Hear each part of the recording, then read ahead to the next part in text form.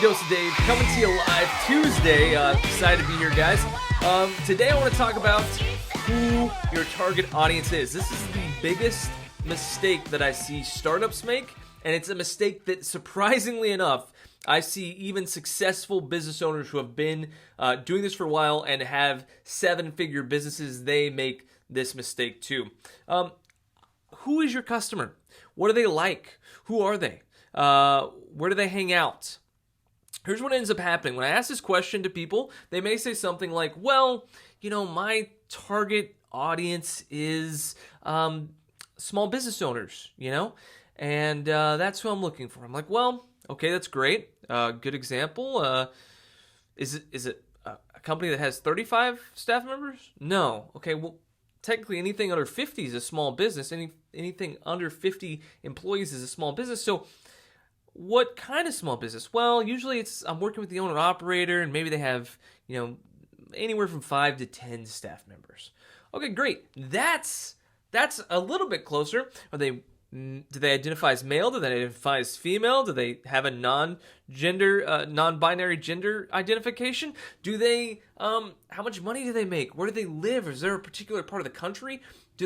What kind of products or services are they selling? What do they do? How old are they? Are they married? Do they have kids?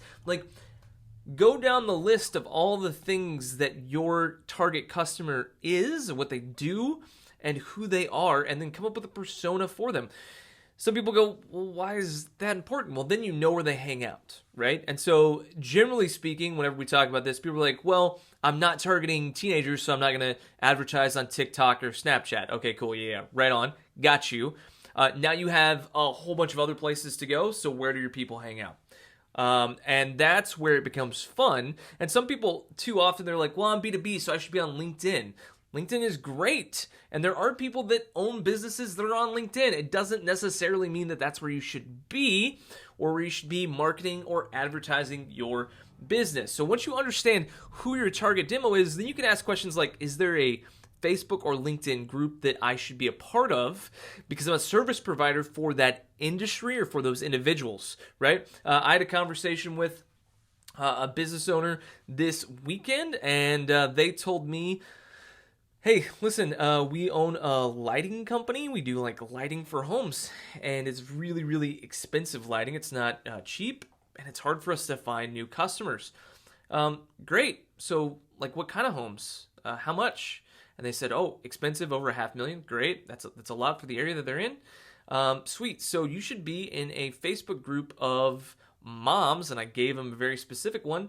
And you should be in there posting regularly and commenting and sharing advice, not just about home lighting, but about what you're doing, because you're also a mom. And so that would be helpful. You have kids of your own. You can engage in that space and then get some new business. It's about making yourself present. This happens for any business, right? If you have the opportunity to be in a group like that, it can be highly, highly effective. You can also refine your Facebook, Instagram, Twitter advertising based off this information. So figure out who your target customer is, where they hang out, who they are, and then once you do that, your marketing and advertising efforts will get so much better. That is your Daily Dose of Dave for Tuesday, October 22nd. Catch you tomorrow.